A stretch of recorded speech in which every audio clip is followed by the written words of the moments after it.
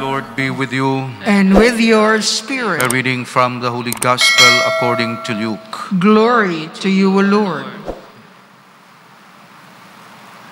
One day, as Jesus was teaching, Pharisees and teachers of the law, who had come from every village of Galilee and Judea and Jerusalem, were sitting there, and the power of the Lord was with him for healing. And some men brought on a stretcher a man who was paralyzed, and they were trying to bring him in and set him in his presence. But not finding a way to bring him in because of the crowd, they went up on the roof and lowered him on the stretcher through the tiles into the middle in front of Jesus. When Jesus saw their faith, he said, "As for you, your sins are forgiven." Then the scribes and the Pharisees began to ask themselves, "Who is this who speaks blasphemies? Who but God alone can forgive sins?" Jesus knew their thoughts and said to them in reply, "What are you thinking in your hearts? Which is easier, to say, 'Your sins are forgiven,' or to say, 'Rise and walk'? But that you may know that the Son of Man has authority on earth to forgive sins." He said to the one who was paralyzed, "I say to you, rise, pick up your stretcher and go home." He stood up immediately before them, picked up what he had been lying on, and went home, glorifying God. Then astonishment seized them, and they glorified God. And struck with awe, they said, "We have seen incredible things today." The Gospel of the Lord. Praise to you, Lord Jesus Christ. Our readings for these days are offering us hope. Hope that something good will come out of the situation, even how difficult it is and evil it is.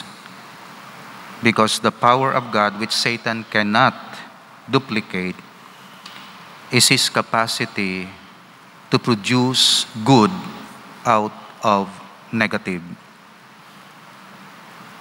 out of evil. Amo ini ang gahom sang Dios nga hindi masunod ni Satanas. Makaproduce ang Ginoo sang kabuhi sa patay. Makaproduce siya sang saints sa sinner. Makaproduce siya sang prosperity sa poverty. Pero sa may kondisyon. Ara sa garden ni Dada, gasilak ang adlaw, namian gid ang mga tanom. Pero hindi lang tanom, hilamon man. So ang akong reflection, pareho nga silak sang adlaw, pero gatubo ang maayo, kagatubo ang malain. Pero the same grace, the same warmth sang adlaw. Amo man ang grasya sang Dios.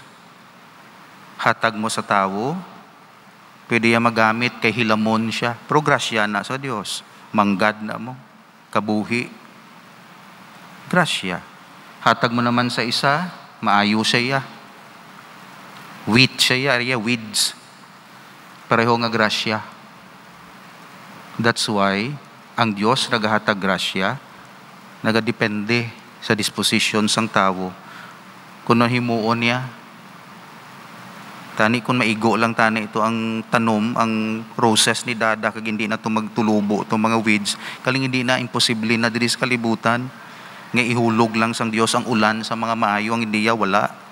Nanunaya karon may nagaupod na sa imo. That's why ang iya grasya para sa tanan. Pero nagadepende ang imo response. Depende sa imo disposition. That's why perdigid kita kung wala kita nagasabog sang maayo nga binhi. Kay sige sabog sang kalainan, sige man grasya sang Dios, salo nila. Gamiton nila para sa kalainan. That's why kung magpahimuyong kita nga Katoliko, di kita mag-preach, di kita magbasa gospel, di kita mag-recollection, di kita mag-seminar, di kita maghambal parte sa mga things of God and heavenly things. Aton hambalon, purely material lang. Mas damo ang weeds. Wala ko naghambal nga weeds sila, kisa weeds man kita. Pero namin ko, mas damo siya, mas dasig siya maglapta. Ining mga materialism, ining pleasure-seeking na nga life, dasig maglapta. Pero ginagrasyahan man nila sang Dios. Hanggang manggaranon pa na gani sila. Lagko gani sweldo nila. Damo pa gani ila kwarta. Grasya man na. Ugaling, ginagamit sa kalainan. So kung sila nagadamo, ang evil, gadamo. Tungod sang grasya sang Dios. Kaya kung kwaon sang grasya sang Dios, makakalaguba man na. That's why ginagamit nila ang nutrients, ang warmth, ang sunlight, so to say, ang grace sa kalainan.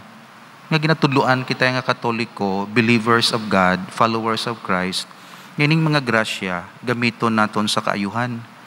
Ugaling ang forces of evil, dasig sila kag organized. Mas nagatipon sila iya. Mas sila iya, nagapursigigid. Tapos ang iyaya sang kaayuhan, waay, do patay mali, do pabaya lang, do mansig-mansig lang. Perdigi kita sa plakadlaw. Ubuson kita sang hilamon, meaning weeds.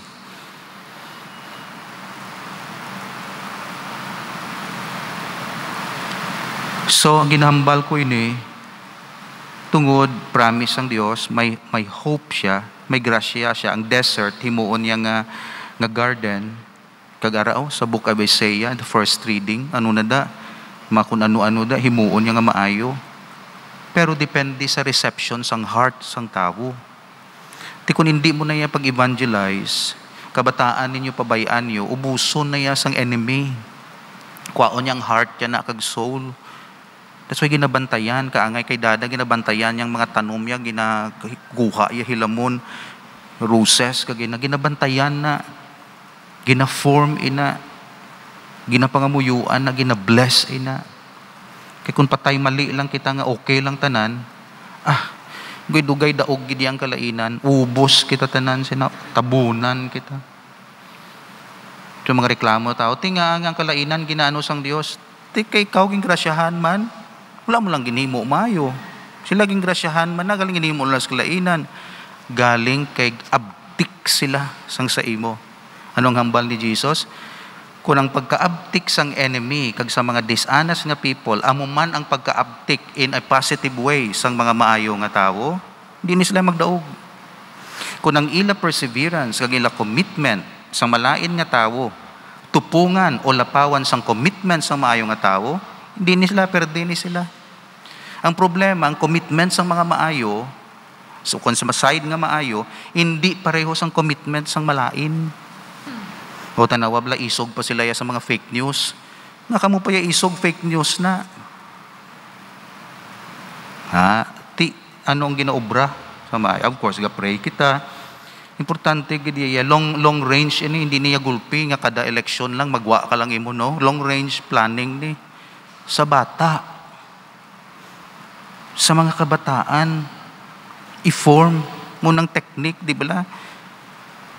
Sa mga bata, eskwelahan, mga apo, mga hinablos, kabataan, triningon parte sa Diyos. Kung tanan kita, hindi na wala na. Ugaling nagapursigi lang kita, kung may ara naman election, ara naman na mo, do reaction bala, reactionary, reactive approach. Hindi responsible, hindi responsive.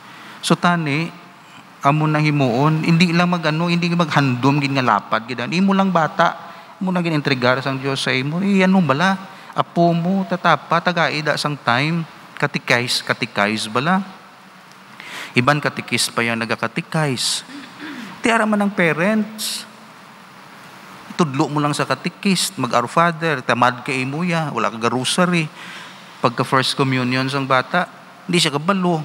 Tapos galilitik ulo sang bata sang memorize. Kakatikis di tudlo ibla sa balay. Gamay pa lang. Imbis nga skiri-skiri ang itudlo mo na, itudlo iblas ang Our Father, ang mga TikTok, natudluan mo TikTok, hindi nga ka panguros na.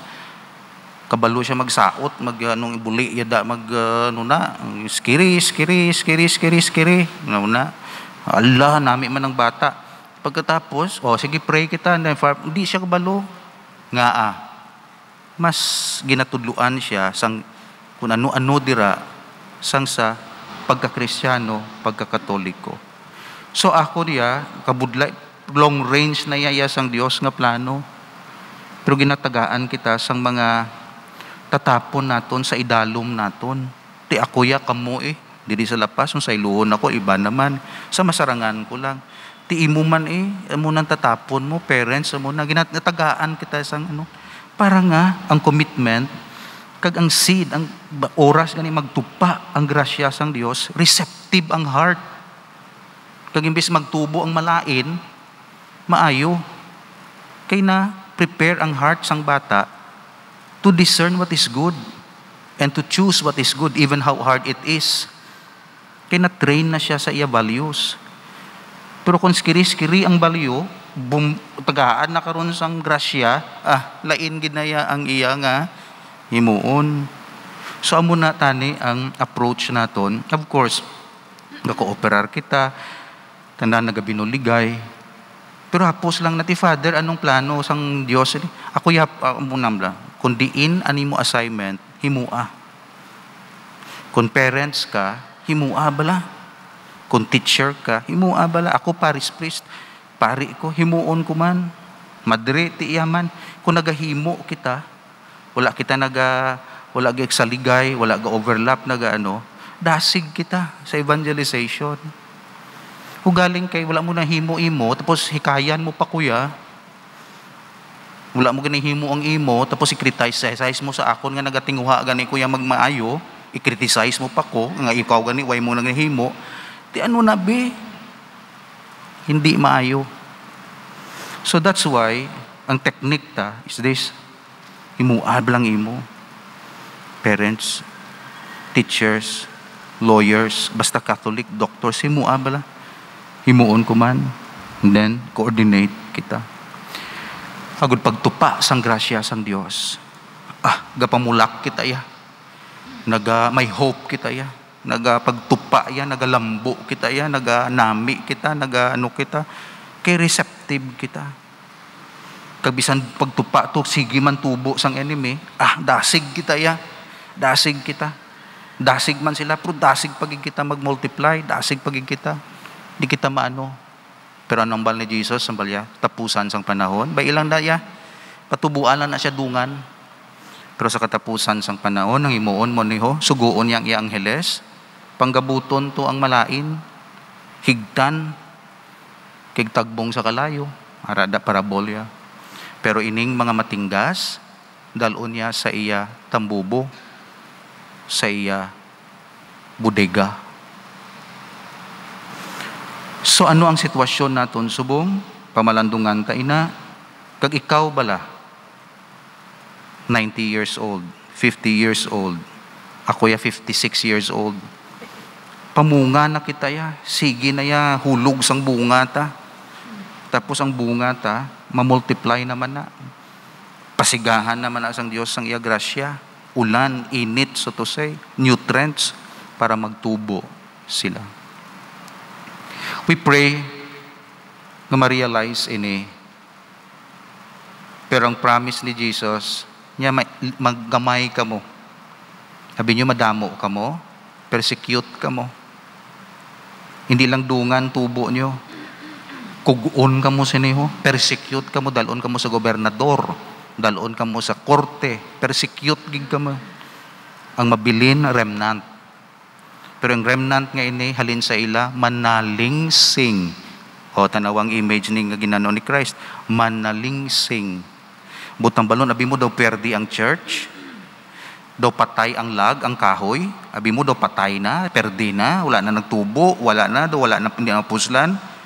Hambal sang Dios, hulat ka, kay dugay-dugay, manalingsing ina, gamay nga bad. Kag magasugod naman siya sang bag-o nga henerasyon kag bag-o nga community. Hindi nga bag-o, magapadayon siya sang people of God, kag sang promise of God, tubtub nga maglambo naman, kag mag-bear fruit. So, daw ka nagapaint ako sang daw hindi maayo nga picture, pero may promise ang Ginoo. Sige, manalingsing ina, remnant, halindira. Daw daw binhi mo bala nga naubos na to tanan na no sang hukaw to, sang mga sapat-sapat to. Pero may bilin pagaling nga 3 ka bilog, 5 ka bilog. Nga basta may buhi pa ina nga 3 o 5, pagbutang mo na, ma-multiply na, 60, 70, 100. Pagtupa naman, 60. Basta may mabilin lang na pagtuo nga carrier, bearer, sining promise sang Dios. Ikaw ina, ako ina, tinguan ta nga kita ina, remnant panawag sila. Tanawan yung kalibutan. Wala nagawa sang gatuo, mat-amat, wala galisimba. Ikaw yung gasimba, ikaw na. Halin sa imo manalingsing, basta respond ka sa grace ng Diyos. Pabungahon niya ka. Hindi ka lang kabalo kung paano, pero pabungahon niya ka.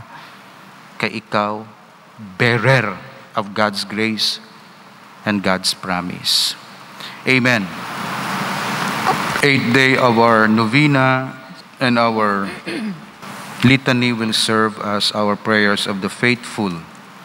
Lord, have mercy. Lord, have mercy. Christ, have mercy. Christ, have mercy. Lord, have mercy. Lord, have mercy. God the Father of heaven, Have mercy on us. God the Son, Redeemer of the world, Have mercy on us. God the Holy Ghost, Have mercy on us. Holy Trinity, one God, Have mercy on us. Holy Mary, Pray for us. Saint Joseph, Pray for us. illustrious Scion of David, Pray for us. Light of Patriarchs, Pray for us. Spouse of the Mother of God, Pray for us. Chaste Guardian of the Virgin, Pray for us. Foster Father of the Son of God, Pray for us. Watchful Defender of Christ, Pray for us. Head of the Holy Family, Pray for us. Joseph most pure, Pray for us. Joseph most chaste, Pray for us. Joseph most prudent, Pray for us. Joseph most valiant, Pray for us. Joseph most obedient, Pray for us. Joseph most faithful, Pray for us. mirror of patience, Pray for us. lover of poverty, Pray for us. model of workmen, Pray for us. glory of the home life, Pray for us. guardian of virgins, Pray for us. pillar of families, Pray for us. solace of the afflicted, Pray for us. hope of the sick, Pray for us. patron of the dying, Pray for us. terror of demons, Pray for us. protector of the Holy Church, Pray for us.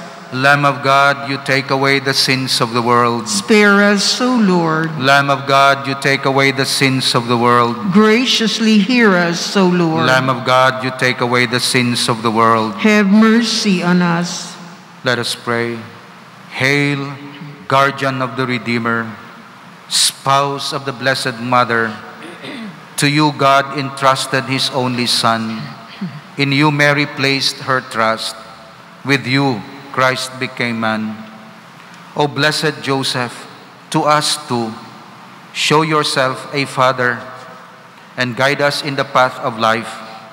Obtain for us grace, mercy, and courage, and defend us from every evil. Through Christ our Lord.